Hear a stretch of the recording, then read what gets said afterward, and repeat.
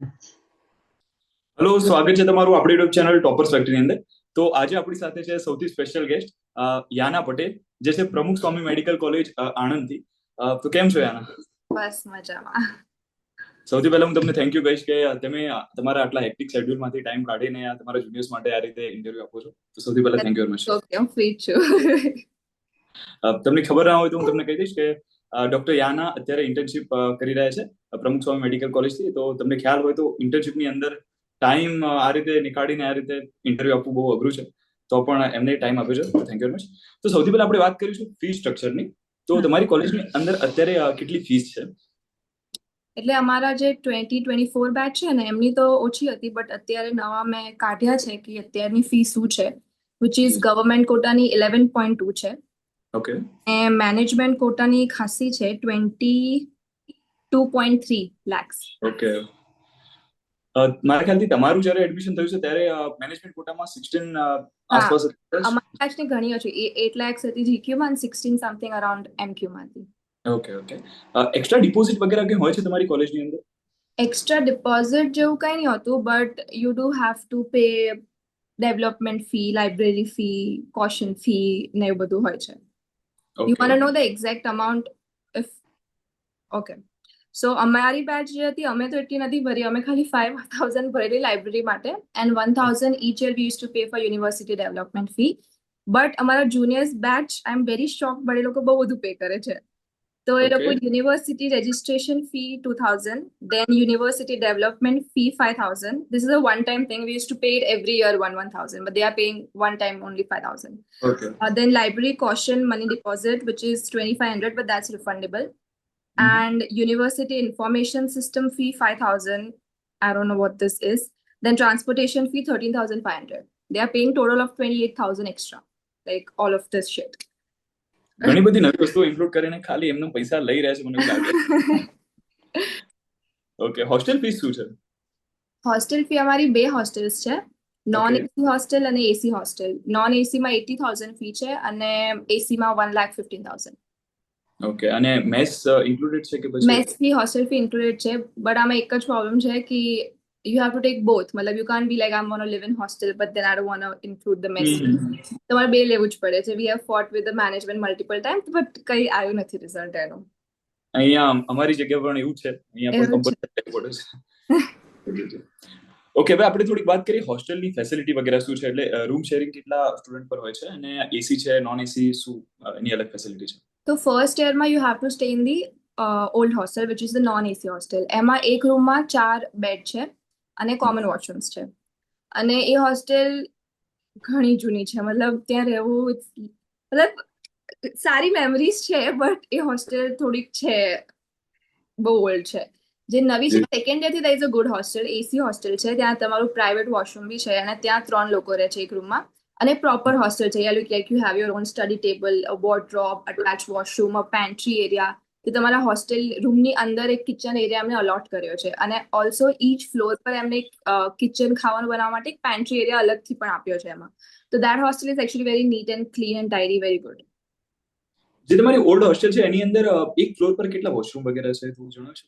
એક ફ્લોર પર I think 4 washrooms છે, 4 વોશરૂમ્સ છે, પણ એકચ્યુઅલી એ બેવ સાઇડ છે, સો ટોટલ ઓફ 8 વોશરૂમ્સ એક ફ્લોર પર, પણ રૂમ્સ બી આઈ થિંક 15 જેવા છે. થોડો પ્રોબ્લેમ થઈ શકે છે આમ તો. વાત કરીએ મેસના ફૂડની ક્વોલિટી, એટલે માણસ ખાઈને જીવી શકે આમ?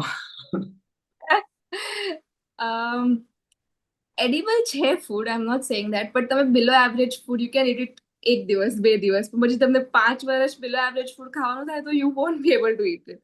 તો એટલે ફૂડ એમ ખાઈ શકો છો તમે, એવું નથી. ખાસું હોય છે, રોટલી એ લોકો ગરમ આપતા હોય છે, 2 શાક હોય છે, છાશ હોય છે, ફ્રાઈડેઝના સારું હોય છે બધું એવરી ફ્રાઈડે. બટ હું પર્સનલી એવરી ડે ખાઈ નથી શકતી, બટ ઘણા લોકો હતા જે ખાતા હતા, સો અપ ટુ યુ.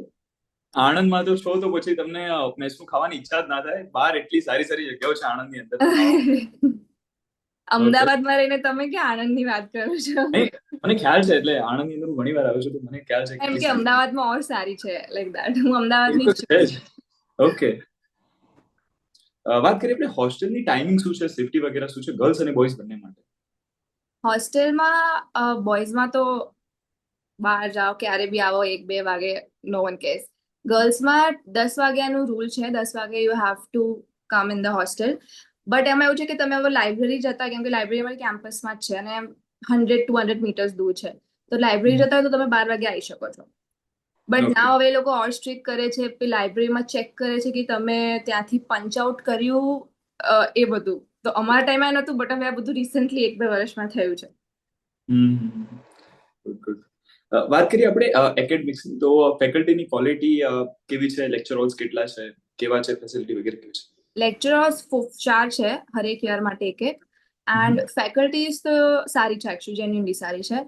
ટીચિંગ અમારી કોલેજમાં એકચ્યુઅલી સ્કૂલ જેવું જ છે, લાઈક બધું શીખવાડશે, each and everything, the rules, regulations, attendance, everything. તમે સ્કૂલ જાઓ છો, કોલેજ જાઓ છો, નો ડિફરન્સ.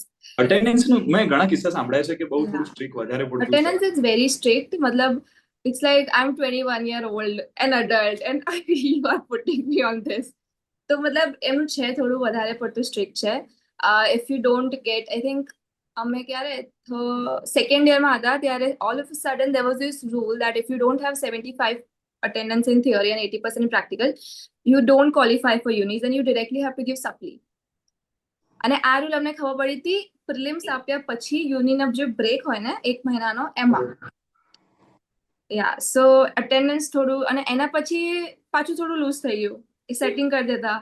બટ એ ક્યારે બી સ્ટ્રિક્ટ થઈ જાય, so you have to be very careful through up. એના પછી we all were so careful, like we would attend each and every class and everything.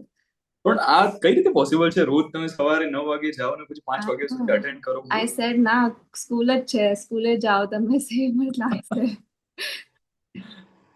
Okay. Laboratories અને ડાયસેક્શન હોલ વગેરે first year ની અંદર કેવું છે? સારું છે, dissection hall is very good.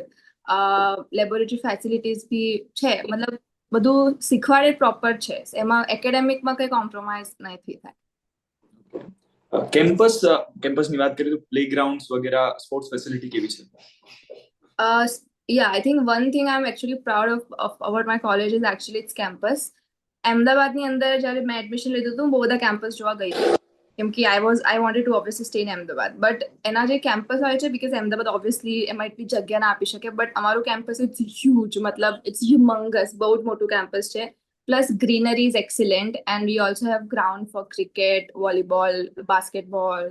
Indoor એક શું કહેવાય, એક્ટિવિટી સેન્ટર જેવું છે, અને એક્ટિવિટી બેડમિન્ટન કોર્ટ વગેરે પણ છે મારા ખ્યાલથી. યા હા, ઇન્ડોર બેડમિન્ટન કોર્ટ છે, અને ત્યાં જીમ પણ છે, અને એક હોલ જેવું છે, ત્યાં મિરર્સ છે, સો તમે કોઈ ફેસ્ટ હોય તો તમે ત્યાં પ્રેક્ટિસ કરી શકો છો.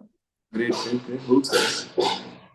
આપણે વાત કરીએ કેન્ટીન વગેરે કેટલી છે અને ટાઈમિંગ વગેરે શું છે?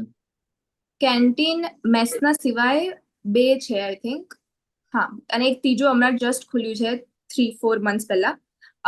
એ તો કોલેજ આર્ટ્સમાં જ હોય છે, અને મોસ્ટ ઓફ ધ ટાઈમ બધા રાતના કંઈ નહીં હોય, લાઈક રાતના કેમ્પ ખાલી મેસમાં જે આપશે, મેસ ઇઝ 24 hour ખુલ્લું હશે, મેસમાં આપશે, બટ જે કેન્ટીન્સ છે કેમ્પસમાં એ ખાલી આઈ થિંક રાતે 7-8 વાગે દે ક્લોઝ, સો એના પછી you are on your own.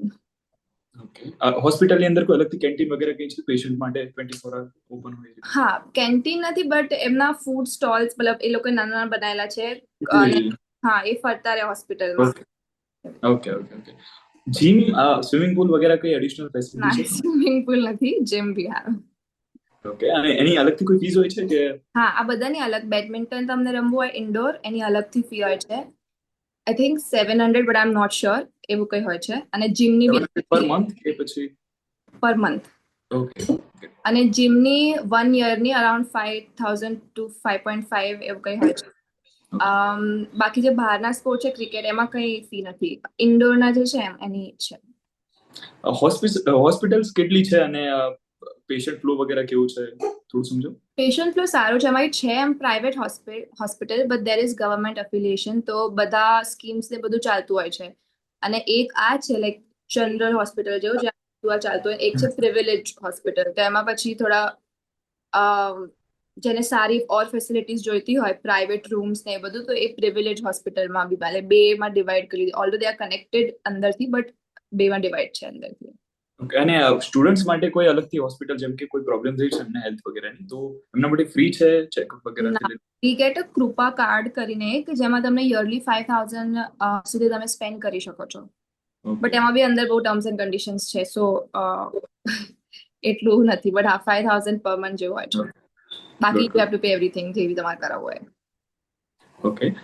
તમારી જે હોસ્ટેલ છે અને હોસ્પિટલ છે એની વચ્ચે ડિસ્ટન્સ કેટલું છે? એટલે ચાલીને જઈ શકીએ કે પછી હા, ચાલીને જઈ શકાય. મતલબ કેટલું હશે, હવે મને ડિસ્ટન્સ નથી ખબર, બટ વોકિંગ ડિસ્ટન્સ છે, તમે ચાલી શકો. ઓકે. ઓકે. ઓકે. ખાસ સૌથી બધાનો ફેવરેટ ક્વેશ્ચન હોય છે કે રેગિંગ વગેરે થાય છે કે નહીં, અને સિનિયર જુનિયરના રિલેશન કેવા? ના, my college is very strict when it comes to ragging. Anti ragging committee એટલી એક્ટિવ છે, આઈ વિશ બધી કમિટી એટલી એક્ટિવ હોત, but A committee extremely active છે. તમને કઈ અમારા બેચ સુધી એટલું નતું હજી. અમારામાં ઓલ્ધો ઇન્ટ્રોડક્શન્સ ને એવું થતું સિનિયર જુનિયરમાં, બટ દેન પછી એન્ટી રેગિંગ એટલી સ્ટ્રિક્ટ થઈ ગઈ છે કે હવે બીજા એક્સ્ટ્રીમિટી પર જતું રહે છે કે there is no conversation happening between senior junior. તો હવે એકદમ વધારે સ્ટ્રિક્ટ છે. બટ હા, તમને કોઈ કઈ કરી નહીં શકે અહીંયા. રેગિંગ તો ઝીરો છે, નાનું. પછી ઇન્ટરેક્શન થાય છે સિનિયર જુનિયરનું કે પછી આમ એટલી એ મજા પછી પછી? અંદર થાય, બટ જે ઓફિશિયલ થતું હોય ને આપણા ટાઈમે જે થતું હોય કે ઓ સિનિયર્સ બોલાવે ને તમે ઇન્ટ્રો હા. આપો, આપણે કઈ માઇન્ડ એટલું નહીં કરતા, બટ હવે થોડું બી થાય ને તો કમ્પ્લેન થઈ જાય છે, તો પછી સિનિયર્સ બી આવે કે કરો ભાઈ તમને જે કરવું હોય, અમે નથી કરવાના કાંઈ. તો એટલે પછી એ થઈ ગયું છે. ઓકે. ઓકે. આમ તો પૂછવું ના જોઈએ, પણ તો તમારી કોલેજની અંદર લગભગ બધા ફેસ્ટિવલ સેલિબ્રેશન બધું જોરદાર થતું હોય છે. મેં જોયેલા છે તમારા બ્લોગ. લગભગ 2 વર્ષ પહેલાનો મેં એક બ્લોગ જોયો છે તમારો, ગણેશ ચતુર્થીનું કેવું કંઈક હતું. હા બસ હવે એ એની ટાઈમ પર જોયો છે. ચાલે છે, હવે ગણેશ ચતુર્થી આવશે ને. બહુ સારું હોય છે, તો Yeah. થોડું જણાવશો ને સ્ટુડન્ટ્સને કે કયા ફેસ્ટિવલ આપણે સેલિબ્રેટ કરીએ છીએ વગેરે? આપણે ઓલમોસ્ટ બધા, એમાં અમારો ગણેશ ચતુર્થી આવશે, સો એ સેલિબ્રેટ કરીએ છીએ. અને ઇન્ટર્ન્સ બેચ ઓર્ગેનાઇઝ કરે, so this year we are organising batch. તો અમે ઓર્ગેનાઇઝ કરીએ છીએ. અને પછી નવરાત્રી આવે છે, ઓલ્ધો વી ડોન્ટ ઓર્ગેનાઇઝ ઇટ. એ જે ડોક્ટર્સ ક્વાર્ટર જેવું છે ને, ત્યાં એ લોકો ઓર્ગેનાઇઝ કરતા હોય છે, but we just go and play, like it's open for everyone. પછી હોલી બી અમે ઇન્ટર્ન્સ બેચ ઓર્ગેનાઇઝ કરે, તો હોલી પણ અમે સેલિબ્રેટ કરીએ છીએ. We put out speakers, colours, everything, અને પછી બધા એને ત્યાં રમતા હોય છે. અને કયા ફેસ્ટિવલ્સ રહ્યા બીજા? અને ફેસ્ટ તો છે જ, હોરાઇઝન, દેટ ઇઝ કે ધેર. એ કેટલા દિવસનું હોય છે અને એની અંદર શું હોય છે બધું? હોરાઇઝન એટલે હવે તો 3 દિવસનો થઈ ગયો છે લાસ્ટ ફ્યુ યર્સથી. 3 days નો ફેસ્ટ હોય છે. એમાં એ લોકો ડાન્સિંગ કોમ્પિટિશન રાખતા હોય છે, સિંગિંગ એ 3rd યર ઓર્ગેનાઇઝ કરે. ઓકે. તો અમે કરી લીધું છે. એમાં ડાન્સિંગ, સિંગિંગ હોય, પછી તમે કઈ એ લોકો પેલું રાખે કે તમે જે ઇન્ટર્ન્સ બેચ હોય એ લોકો એક આખો એક્ટ કરે, એમનું signing of sort of act હોય, તો એવી રીતે ડ્રામા કરે. અને ફેશન શો હોય છે, તેમાં અલગ અલગ થીમ્સ હોય છે, મેટ ગાલા થીમ, બોલિવૂડ થીમ ને એવું બધું થીમ હોય છે. સો આઇકોનિક કેરેક્ટર્સ એવી બધી થીમ હોય, અને એમાં તમે પાર્ટિસિપેટ કરો, પછી એમાંથી પ્રાઇસીસ ને બધું થાય, એ તો છે. સ્પોર્ટ્સ વગેરે આની અંદર જ હોય છે કે અલગથી હોય છે? સ્પોર્ટ્સ તો એક અમારી હોરાઇઝનની સ્પોર્ટ્સ ટુર્નામેન્ટ હોય, અને પછી એના મેડલ્સ ને બધું આમાં મળે. સ્પોર્ટ્સ હોય એટલે તો ઘણું પહેલાથી ચાલુ થઈ જાય. આ 3 દિવસ તો પછી આ રાતના ઇવેન્ટ્સમાં હોય, પછી ડેના ઇવેન્ટ્સમાં હોરાઇઝનમાં બધું ક્લાસરૂમ ઓકે, સમજી ક્વિઝિસ ને ફ્રેન્ડ્સ ક્વિઝ ને બધું ચાલતું હોય, એટલે સ્પોર્ટ્સનો ટાઈમ ત્યારે ના આવે. સ્પોર્ટ્સ થોડુંક પહેલા થઈ જાય. એનું ગિફ્ટ સેરેમની આમાં થાય, નાઇટ. ગયો. ઓકે, સમજી ગયો. અને પછી શું કહેતી હતી? સ્પોર્ટ્સનું તમે કંઈક કહેતા હતા, 3 મેડલ્સ વગેરે આપે પછી? યા સોરી.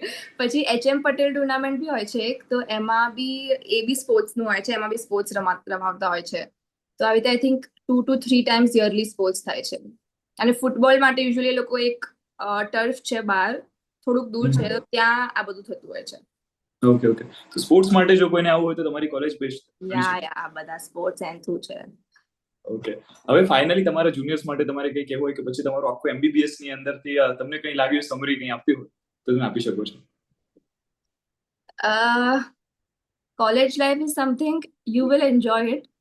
અને ઘણું બધું અગર અમારી કોલેજમાં આવશો, આઈ થિંક મોસ્ટલી કોલેજમાં બહુ બધું આવતું રહે છે, but if you do not focus on your studies and just do the fun part, you'll have the regret.